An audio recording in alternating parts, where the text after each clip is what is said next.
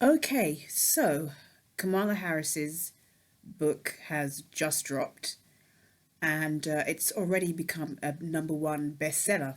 Not because she's popular, but because I think people want to know what her rendition, her viewpoint, her perspective, and reflection on the presidential election was.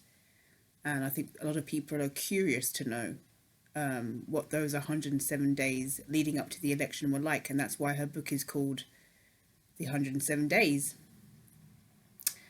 Um, Kamala Harris claims that she lost because she didn't have enough time. And I don't agree.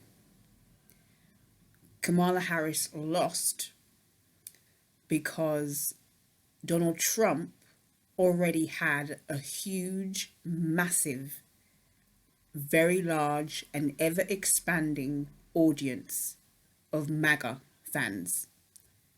And there was no way that she was going to overcome that hill. There was no way that she was going to ever overcome that battle unless she was smart, like Barack Obama, unless she had the charisma of somebody like a Barack Obama. Um, People voted for Biden, clearly voted for Biden the first time round. And I think when Biden did so poorly on the first debate, I think that's when the Democrats essentially lost. I think if Biden had done that debate and he had been really good, like how he had been in past years, I think the Democrats would have won the re-election. That's my personal opinion. But there was no way that Kamala Harris was going to overcome that. MAGA fans are very devoted, they're very loyal, and Donald Trump is somebody who is well known. People don't know Kamala Harris as well. Plus, she's a female. Females rarely campaign to be elected president. And when they do, they lose, just like Hillary Clinton did.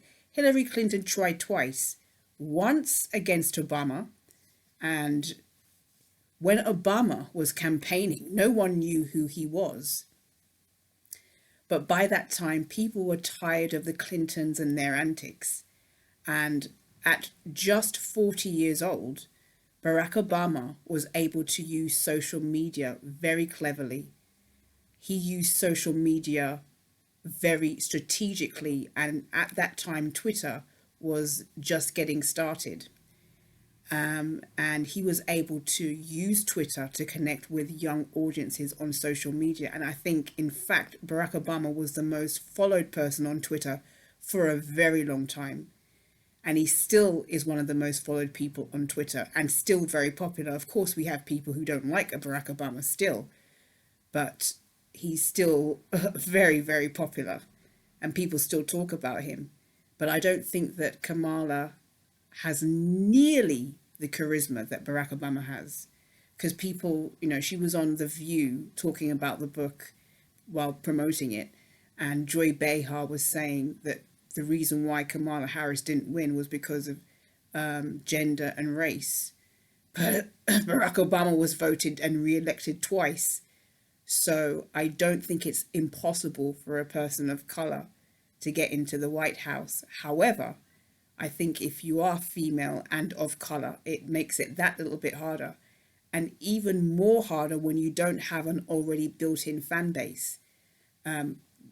Donald Trump has been campaigning for years. He was campaigning for years, even when Biden won over him. Donald Trump was still in the public consciousness.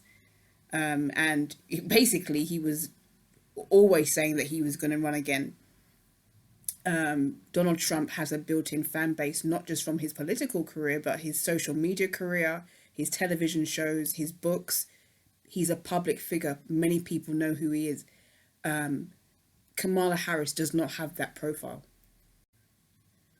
Some of the things that she has alleged in the book was that Biden's team, his support system, the people that worked around him, were not very supportive of her, and that when people in the media went after her, they didn't try and do anything to stop it. and that she didn't feel like she was supported by people working around him or working closely with him. Whether that's true or not, I don't know. That's what she claims. She also says that there was tension between her and Biden as time went on. And there was also tension between her and Jill Biden. She also claims that she felt it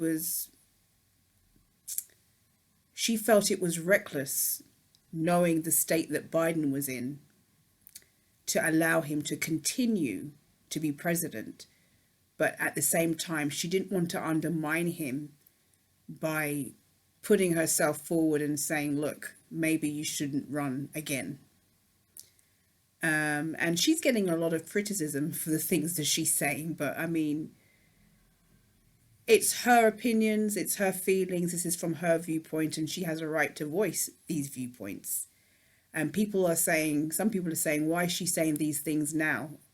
Well, it's been a few months since the election, well, not 8 or 9 months. And I think she has a right to tell her side of the story. She is a public figure after all. And even though she lost, I mean, she has a best-selling book out of it.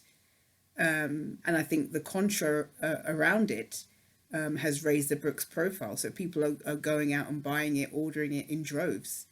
So she might have lost the election, but she has a #1 bestseller. And very few people have a #1 bestseller. So she also claims that the book really was not about, the Bidens. It was her story. And she has a right to tell her story. I'm currently reading the book. I'm about halfway through it. I am thoroughly enjoying it. And I find it very interesting. She writes in a way that's very relatable.